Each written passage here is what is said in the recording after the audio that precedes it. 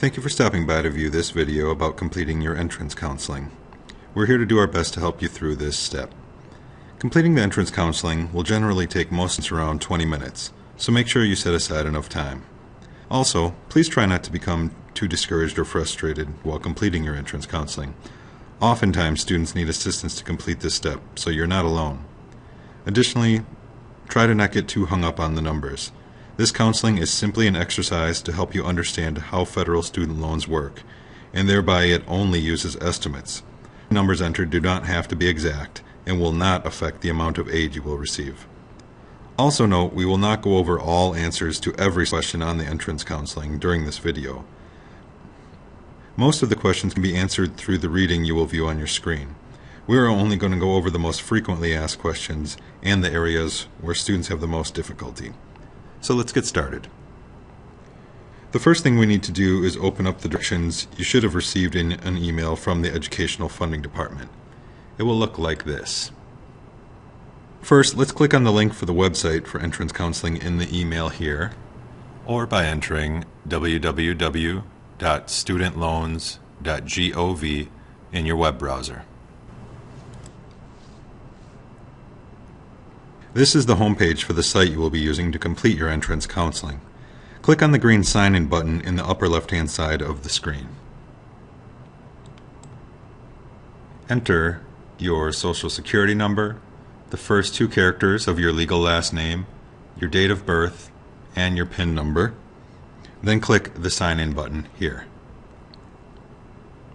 On the next page, click on the Complete Counseling link in the middle of the screen here. This next screen allows you to select what type of financial aid counseling you would like to complete. Please only select the entrance counseling on the left-hand side of the page here by selecting the Start button listed on the bottom of this column here.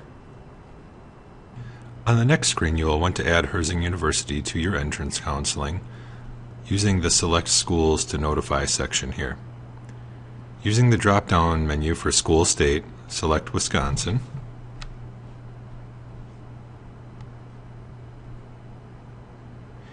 And use the drop-down menu for school name to select Herzing University.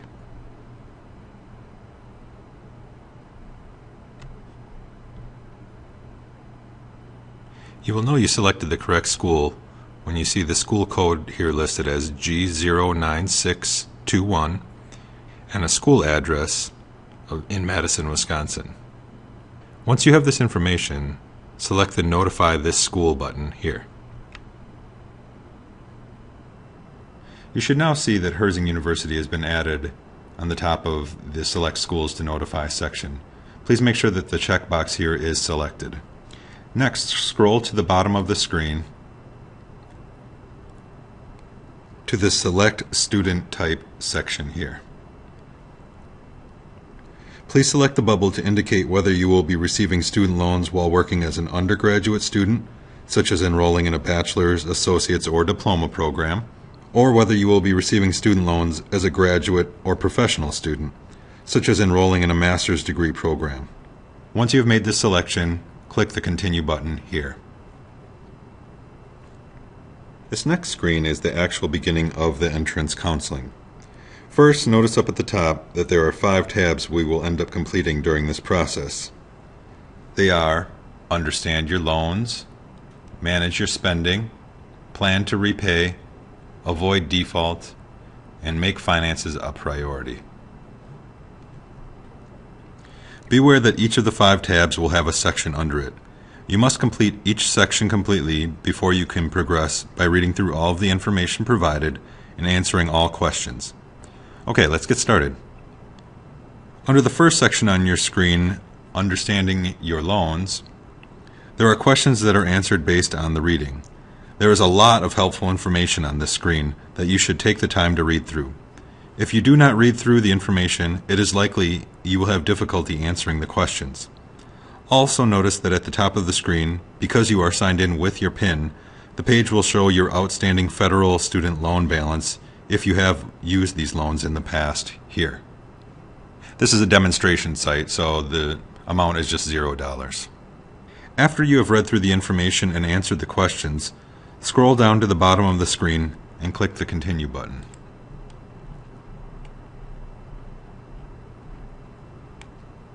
Remember, you will not be able to progress past this first tab until you have correctly answered all questions on the screen. Please feel free to pause this video to allow yourself time to read through all of this important information and answer all questions. This next screen will display the second tab for Manage Your Spending. Notice that there are two bars at the top, Expenses and Funds. Right now they should both be blank, but before you move down towards the end of the page, both of these bars should be colored in and have a dollar amount beside them by completing a few steps. Let's work on the first one, which is Your Expenses This Year. If you have successfully added Herzing University to your entrance counseling, an estimated amount for tuition and fees will have been pulled in automatically under the Estimate School Expenses section. As of the recording of this video, these estimated tuition and fees are $11,040. I'm going to enter this information by hand down below.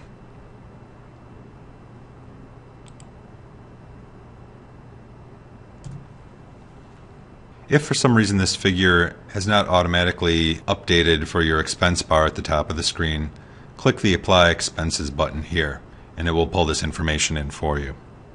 Notice that the estimated educational expenses have now been autofilled for your educational expenses listed below. You may notice that the expenses listed under housing and meals, as well as books and supplies, are zero, as you will not necessarily have these costs with our online university. Now comes the tricky part that most students miss. We must complete tab number 2 by clicking on Estimate Your Funds This Year here. If you know you will be using money for scholarships, grants, work study, or private loans you may have entered, please enter those amounts in the spaces provided here. Don't worry, they do not need to be exact. You can just estimate if need be. Since many people work with federal student loans and Pell Grant, let's enter estimated yearly amounts for these here. Assuming a student got the maximum Pell Award on their FAFSA, they would qualify for $5,645 in grants for the award year as of the recording of this video. Now for the student loans. The maximum amount of loans you could borrow in a calendar year as a first-year undergraduate student is $9,500. Let's enter this amount in the federal student loans field. You can see that we now have two bars across the top of the screen listing both your estimated expenses and your estimated funds. After reviewing these amounts, you will be ready to proceed. Read carefully through the rest of the information on this screen and answer any questions that you may be asked. Please note that near the bottom there is an interest savings calculator section here. This calculator shows you how much money you could save if you choose to make payments on your student loans while you're in school. In the You Finish School in blank months fields, enter the estimated number of months in which you will finish school here. As a general rule, if you are in a diploma program going full-time, you would complete your studies in about 8 months. An associate's program going full-time would take approximately 16 months, and a bachelor's program going full-time would take you about 30 months. If you plan on going half-time for any of these programs, simply double these time frames. In this example, I'll enter the 8 months for a diploma program. Once you have entered the correct number of months for yourself, it should calculate your potential savings here. Please read through the rest of the information on this screen and click the Continue button down below once you have completed all of these steps. Please feel free to pause this video to allow yourself time to read through all of this important information and complete these steps.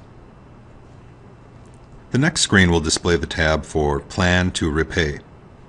Notice that again we have two bars at the top of the screen, only this time they are for Payments and Income.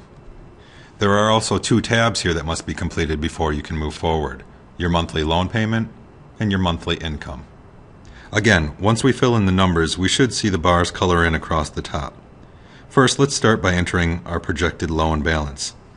No one can tell you an exact answer to this question, but a good estimate would be to use what you projected as your annual federal student loans entered on the last screen, multiplied by the number of years you think you will be in school.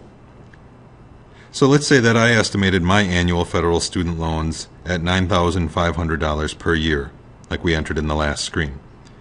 If I'm in a one-year program, I could estimate that at 1 year times $9,500 per year, I would owe $9,500 in federal student loans.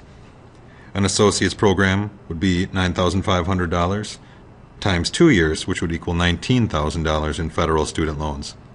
In a bachelor's program, it would be then $9,500 times 3 years, which would equal $28,500 in federal student loans. For this example, I will enter $19,000 for 2 years of studies here. Of course, for your entrance counseling, though, enter the appropriate amount for your own educational plans. Down below, you will see calculated an estimate of what your monthly payment would be on your student loans once you finish school. After reviewing this information, we'll again have to move on to the second tab, entitled Your Monthly Income here. Under this tab, you will enter what you think your annual income might be once you graduate. If you are unsure what your salary may be after graduation, you can use an internet search or the Bureau of Labor Statistics website to look up average annual incomes for your future field. I'm going to go ahead and enter an income of $33,000 for the year now. This shows you an estimate of what your monthly student loan payment will be, as well as your monthly income. This is going to be very important for your future budgeting purposes. Next, read through the information on repayment plans, income-driven repayment plans, entering repayment, and navigating repayment. Once you have reviewed all of this information and answered all questions, click the Continue button at the bottom of the screen here. Again, if you need to pause this video to allow yourself time to complete these steps, please feel free to do so now. The next screen will display the tab for Avoid Default.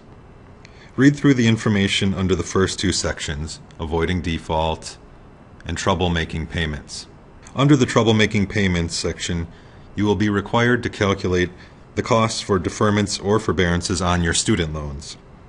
These are options that allow you to temporarily postpone your student loan payments after graduation, should you ever need to do so. For our example, I'm going to enter that we would want to postpone our payments for 6 months under the Postpone Your Payments field here. This calculates the interest you would end up paying by postponing payments during this time frame. Once you've completed this step, read through the information for Forgive, Cancel, or Discharge Your Debts, Delinquency and Default, Records and Disputes, and Loan Consolidation. Then click the Continue button at the bottom of the screen. Again, please feel free to pause the video to allow yourself time to complete all of these steps. Okay, hang in there. We're in the home stretch.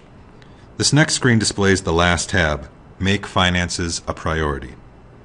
Please read through all the information under Plan for the Future, Your Income and Taxes, Your Credit and Identity, and Credit Cards and Other Borrowing, and answer all questions. Then click the Continue button at the bottom of the screen. Please feel free to pause the video again to allow yourself time to read through all of this information. Congratulations, you made it. The final screen should take you to your entrance counseling summary.